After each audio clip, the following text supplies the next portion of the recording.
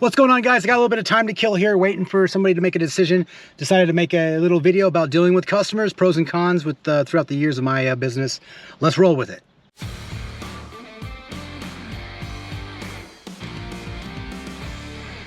All right, welcome back, guys. Let's get right into it. Number one, I mean, these aren't in like particular order. You should be doing all these anyway. But number one, over deliver, under promise, over deliver. Basically, I don't give exact times when I'm going to places. It's always like time frame 10 to 12, 12 to 4, blah, blah, blah. I don't give exact times because it's bitten me in the butt. I've done it before. I'm speaking from experience. I've done it before and it's bit me in the butt. Like, hey, I get there at 10:05. Like somebody's like, well, you said you're gonna be here at 10. Now I've done this where I was like, hey, my window is between 10 and 12 and I get there at 10:15 and they're like, you're late. I'm like, no, my text, my email, it was 10 to 12. I'm within my range here. So dealing with customers, again, that's, that may be a red flag for you as far as a customer. It is for me. First off, right out the gate, they are trying to be, trying to hold you accountable to something that's not even a thing, really. So under promise, over deliver. It's one of those things. You want to keep a schedule. You have to be on your part too. Follow your schedule, over communicate. So like, hey, in the morning, you just text, hey, I'm going to be there, between 12 and 4. Cool. And then you text again, hey, I'm en route, be there in 30 minutes. You even sometimes I text like, hey, 5 minutes out, but usually it's like once I get the 30-minute out text, that's basically it, or that email, whatever it was. They're expecting you. It is what it is. You're already on their property, kind of thing. I would highly recommend. Oh, real quick, I didn't write this one down, but don't park your vehicles in their driveway. Try to park on the street if applicable. Like if it's not, not in your scope, you got to park in the driveway for, having all your tools and everything real close. I get it, but just park on. If you're just doing an estimate, park on the street. Just because you don't know, you might be blocking them in. It's their property. Sometimes they get a little funny about you being on their driveway, and it opens you up to liability. Oh, that little stain that wasn't there before. Like, you don't know when you're driving up, you don't see a small little stain. And of course, my truck's not leaking or anything. Your truck's probably not leaking. But it's a he said, she said, and then it's more drama for you. And then you have to say no, yes, whatever, clean it up. Just park on the street. That way it's never a question whatsoever and you can move on with your day.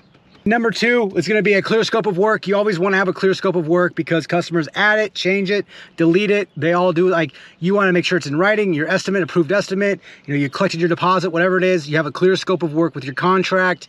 It's like, we're doing this is all we're doing. I've had customers like, we're doing something over here and then it's a completely separate room. They'll be like, what about this? I'm like, what about that? Like, that's not part of any of this, scope. Like, you're remodeling their bathroom, but then they're expecting their kitchen to be remodeled. You got to protect yourself from the customer and obviously protect yourself from yourself too with the written, clear scope of work. Everything's in writing. I'll probably say that a couple times in this video. Everything is in writing. Unless, something super minor, whatever. But even then, it could be a he said, she said. Just don't do it. Just everything's in writing. A clear scope of work makes everybody easy, comfortable. You get in, get out, get the job done. Next up, saying no is sometimes way, way better than saying yes. I've bitten myself in the butt so many times. Oh, there's so many times where I wish I would have said no. I wish, it's like the story of my life. But you want that money, you want that work, you're gonna say yes. But there's a lot of times saying no feels way better than saying yes. Telling a customer no. Even when you're on the job site, your extras, like, they'll add, like, I've had people like add, tens of thousands, 6 figures, change orders. Now, if you have the time, the know-how, the manpower to do it, you do that change order, collect that extra money, go get it. But most of the time, it's bit me in the butt as far as those big ones. So you can be like, hey, let's get this job that we're already contracted to do for you done and out of the way. If you're still happy with us, we'll be more than happy to get you back on the schedule and do that work.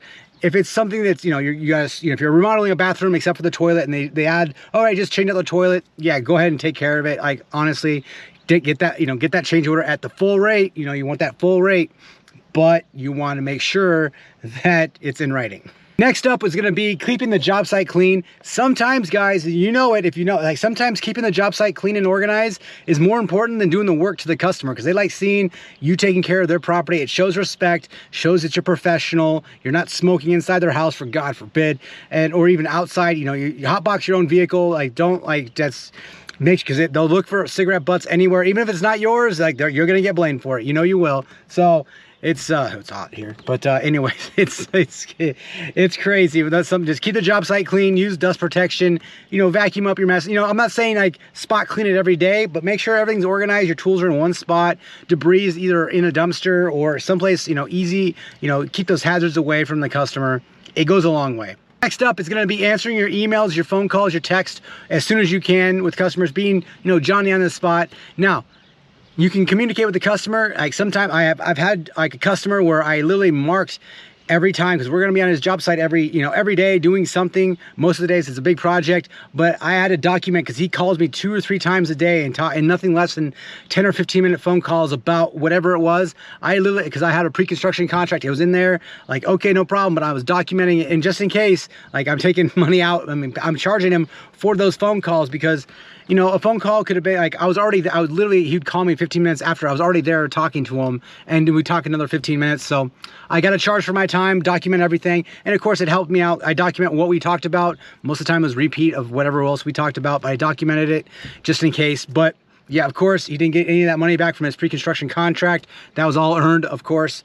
And we ended up, you know, I think we, yeah, I forget, on that project, yeah, it was a cluster. It was not an ideal customer by any means. Next up is enforcing your scope of work, your payment structure, you know, both the customer, and also means you have to, you know, do your end of the bargain, make sure you do the work. And of course, your scope of work is and your contract's gonna have your payment schedule. Do that work. If the customer doesn't want to pay, then you're not doing any more work. I see a lot of guys online like, hey, we got done with the job, but then we have like 6 figures owed. Like, there should never be a point where you get done with the job and then there's 6 figures somebody can hold over your head. Like, that's not a thing. Like, yeah, like 10%, maybe, you know, less than 10% optimally. But, you know, nothing where you're not willing to walk away from it. The customer, you know, decides to stiff you. Like, you've already made all your money. That extra 10%, like, if, you know, you can always put a lien on their property, and as long as you have, you know, if you go through the proper channels and everything like that. But make sure you enforce, you know, payment. Don't get ahead of yourself on this contract. Don't do more work than you're paid to do. All that good stuff. Change orders, of course. But, you know, if a customer's getting funny about money, because, you know, that's usually what happens. You know, you stop work, you're like, all right, cool, take your, you know, don't abandon the job site, you know your laws, keep something on the job site of yours. That way you can say you need to abandon the job site, but make sure you're holding your end of the bargain and doing the work properly. But when it comes to pay and they don't, make sure you enforce the contract, which is, you know, leaving the job site, you know, making sure you get the proper channels. You might even want to file notice of commencement with the township or whatnot, so you can lien the property even easier, all that good stuff.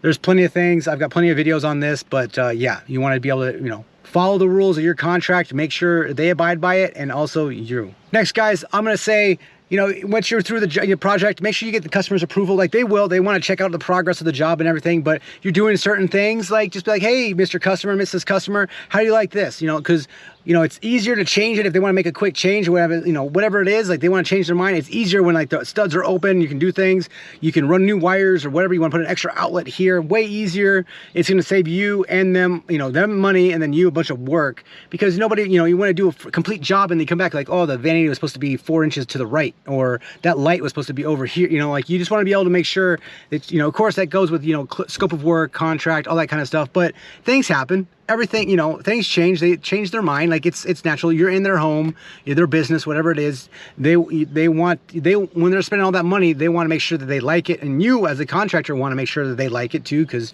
you want those good reviews and referrals and all that kind of stuff too. So make sure that your customers are happy by just including them in the process, explaining sometimes, like, hey, just this is what we're doing, this is why we're doing it.